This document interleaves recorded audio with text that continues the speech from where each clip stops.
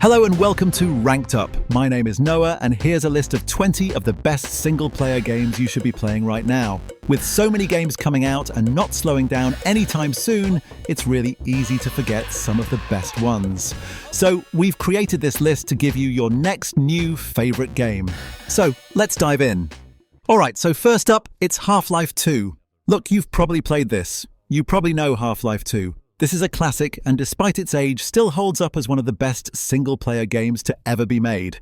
The main campaign does a great job at building a tense sense of adventure as you navigate run homes and some pretty messed up scenes. Half-Life 2's excellent level design and narrative really easily sweep you into Gordon's shoes, and the level of immersion here easily makes it a standout single-player experience. I know for me personally, every time I just hear that music in my head, it triggers memories of this game. That's how much I love Half-Life 2. Just that like to music, man. I'm getting hyped just saying it out loud. Even if you don't have a PC and you can't take advantage of all of the mods, there is a console version of the game you can pick up, and that's actually part of the Orange Box pack. And that's one of the best game bundles of all time. Next up is Death Stranding 2 on the Beach. This is one of the best single-player games of 2025, is hands down Hideo Kojima's follow-up to the trippiest walking simulator, Death Stranding. This one is Death Stranding 2. Sam is back here, and like the first game, you're gonna need to coordinate and plan deliveries still across visually stunning landscapes. Along with making sure you complete deliveries, offers up like action and stealth approaches to combat, so you're never really bored outside of the main story cutscenes either. Basically, we love this, but this is like a big, long game. And this is one of those games that like every second you play it, there's really not another game like it. This is totally a weird thing. It's not for everybody. It's hard to recommend. Like if you have a friend that's a casual gamer, it's hard to recommend it to them. But if you have found yourself intrigued by the world, the style, the art direction, the trippy sci-fi, yes, you should probably check out Death Stranding 2. Next up is Star Wars Jedi Fallen Order.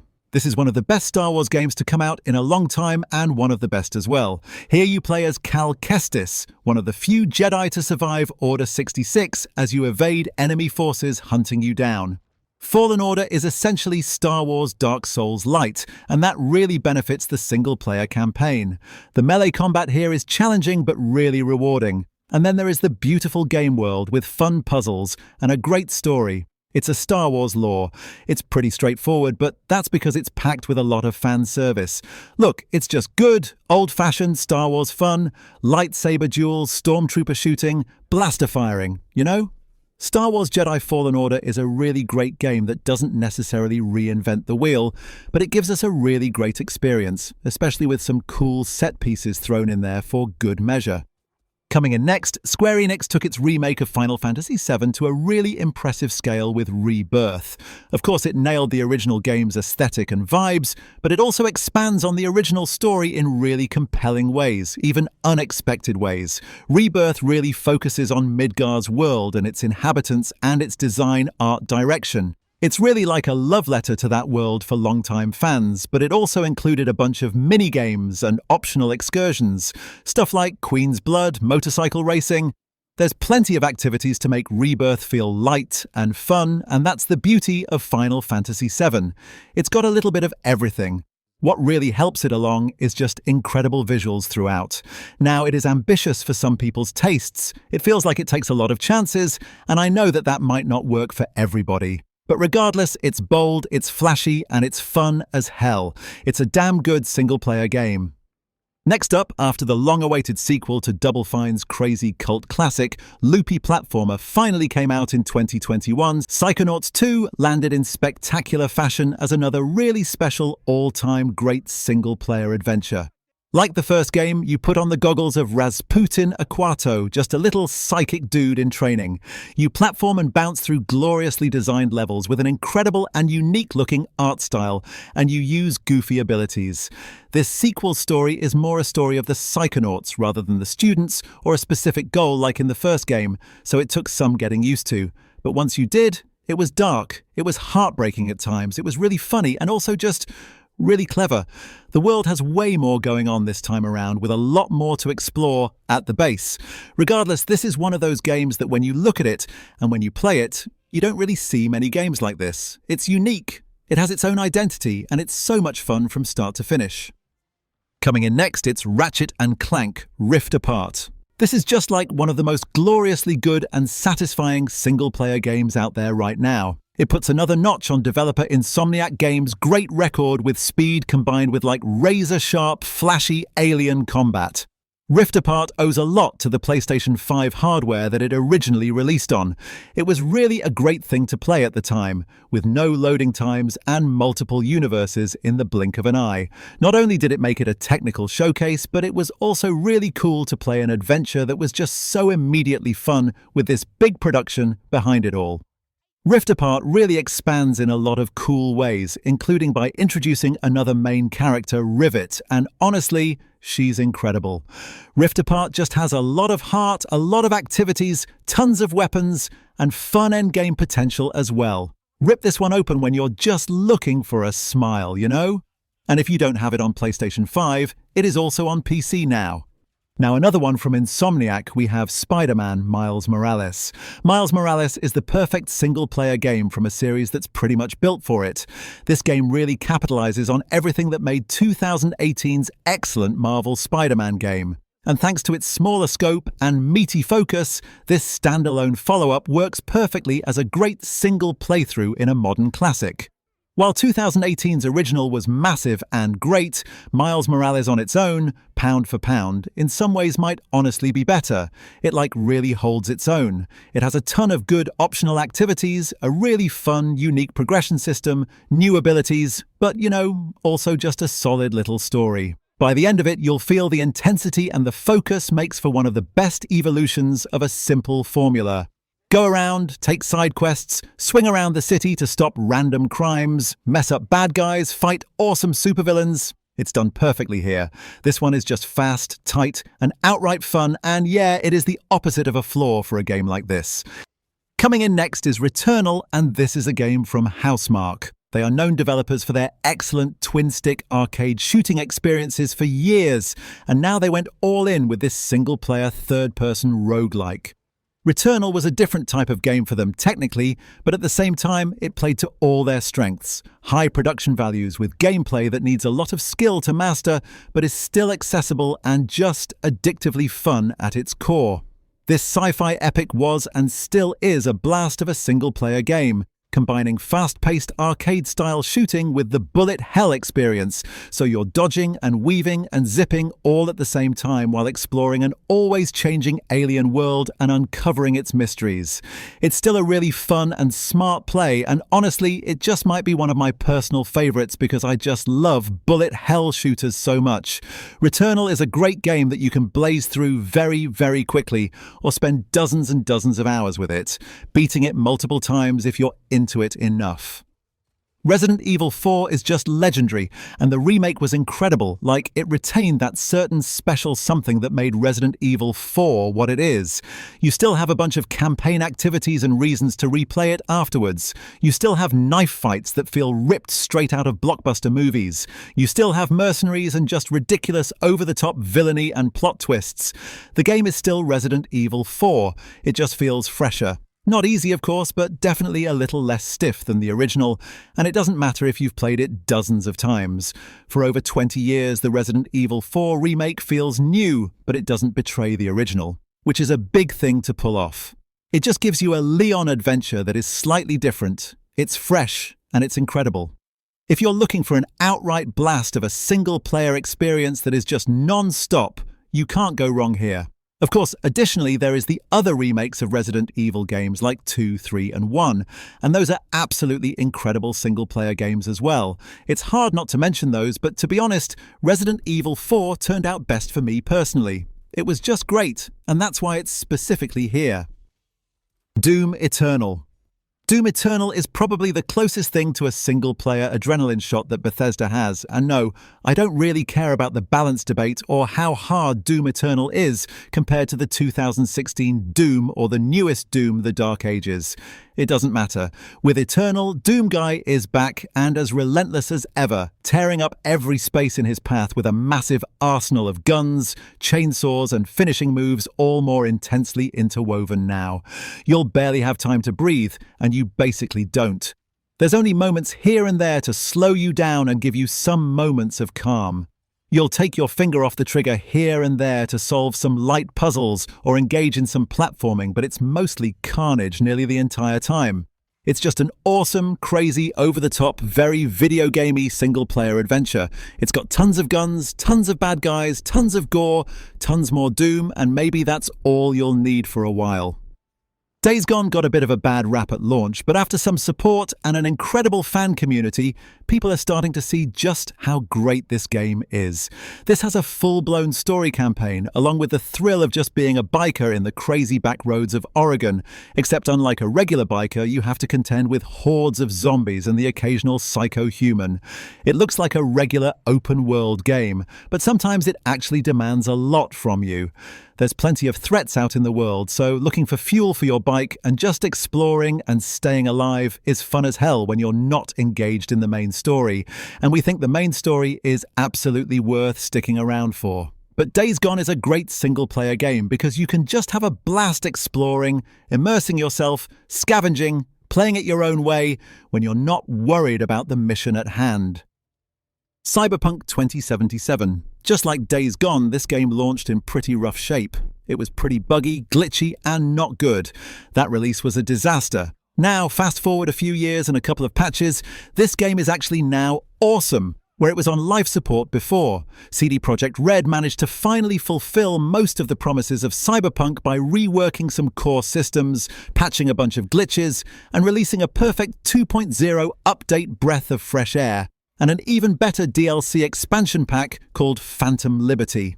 Just like the other games we have here, Cyberpunk is pure single player. There's a lot to this RPG. You can explore Night City, you can take on different jobs, you can get yourself some cybernetic enhancements to augment your own playstyle, and it is just the perfect RPG for any hardcore sci-fi weirdo. There's a lot to love here. There's endearing characters, a lot of neon-lit streets, and crazy firearms. If you were one of those people that kind of put it down at launch and forgot about it, now may very well be the time to consider returning to Night City because it's in a much better state now. Next up is Dead Space Remake. Motive Studio had some big shoes to fill when tasked with remaking Dead Space, and even though it is nearly a perfect copy of the original, it feels so much better for it. The original Dead Space is still one of the most tightly designed single-player games of all time, but the 2023 remake arguably perfected it by simply smoothing out every single edge that was seen in the original. Every transition from the oppressive Ishimura spaceship into space had no loading screens, and the visuals are probably the biggest glow-up in any remake to date, making space feel even scarier and suffocating. And that's why the single-player experience works so well, because it's just atmospheric as hell. It's scary as hell. This remake took the original vision, didn't really change much, but they just nailed it even more. They gave it that perfect shot in the arm. Santa Monica Studio brought Kratos back in a big and impressive way back in 2018 with God of War, and it's still holding up as one of the best experiences today. With Kratos now older and wiser, grizzled, and with a child in tow, he's now set in this whole new Norse mythology world.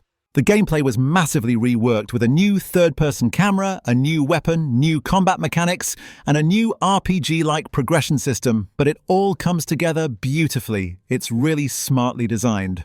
And what can we say? At this point, developer Santa Monica Studio is really a seasoned studio when it comes to epic single-player games. They've done it before, they've done it over and over again, and they made God of War incredible. The God of War series has been part of the PlayStation family for a long time, and it makes sense that Kratos could be called back to serve a big purposes of flexing what these types of single-player experiences have to offer, and he does it in pretty much perfect fashion. Whether you play on PC or on console, God of War, the 2018 one, is awesome. And on PC, it launched in 2022 with widescreen support, really crisp cinematic visuals, and plenty of settings to mess with, so you really can't go wrong with this game. Coming in next, Horizon Forbidden West drops you back in for round 2 in Guerrilla Games' unique Robo-Dinosaur action-adventure world. These games really live and die based on just how cool it is to fight these giant, overpowered cybernetic creatures out in the wild, and Horizon Forbidden West is just built upon the original specs in great ways. There were new weapons, new traps, new ways to dismantle or commandeer new robotic animals, new armor, whatever it may be, and all these new abilities make the game much more complex. That's what makes Forbidden West a really good single-player experience: the gameplay. The story for some people feels very familiar if you've played the first one, but tackling all this stuff in unique ways and in more complex ways is what makes it worth the playthrough. Unless, of course, you haven't played Horizon Zero Dawn, the first game. If you're new to the series and considering which one to play, definitely play the first one and then eventually make your way to the second. Uncharted 4: A Thief's End. It can be really hard to rank the Uncharted games sometimes, but when it comes down to raw production value and adventure, Uncharted 4 has absolutely everything you'd want from this franchise. It's just a great example of one of the best single-player experiences you can have. This game really takes Nathan Drake to a bunch of crazy places, puts him in some crazy situations, from Prison Break to high-speed motorcycle chases through exotic towns, to, of course, the signature climbing and jumping and a bunch of shipwrecks and ruins. It's just non-stop start to finish, and it's crazy how pretty it can look at times. The detail in the animation, the camera work here, the way they combine cutscenes and gameplay, it's all awesome. Whether you're already a fan of the series or just like an action-adventure, Indiana Jones-style romp, Uncharted 4 is a really good choice for a single-player game. And thankfully, it also comes in a bundled collection called Uncharted Legacy of Thieves Collection, which also includes the awesome side story Uncharted: The Lost Legacy. These are just really, really good adventure games. You don't really need to play the previous 3 Uncharted games, although you probably just should because those are great. But you can just as easily jump in here to Uncharted 4. Next up is the awesome reboot of Tomb Raider. Lara Croft is a legend. We can all agree at this point. She has a lot of games under her belt, some good, some bad, but the 2013 Reboot made her important once again because it's just a straight-up awesome single-player game. Try and remove all bias if you can. Step back for a second and disregard the name. Even if this was just a brand new game starring a no-name whatever main character, it would be awesome. It's one you'd be playing. It's cinematic but tells a grounded story and lets you take on tons of interesting areas, some really good set pieces, elements of survival, and some open areas to explore. It keeps you hooked in with a progression system that makes it great. Now, of course, having that Tomb Raider name on it really helps, but this is just one of the better single-player experiences, especially if you're looking for something a little bit older. Thankfully, 2 more games came after it, Rise of the Tomb Raider and Shadow of the Tomb Raider. While they didn't quite reach the heights of the fun quality of the reboot, all 3 games in the trilogy are absolutely worth playing. But if you're just looking for one, the 2013 Reboot is perfect. Yakuza 0. Just like the Uncharted games, choosing the best Yakuza game, it's always a really tough call, and it really depends on the day because they're all just so much fun. But ultimately, just for the sake of conversation, let's roll with Yakuza 0 for now.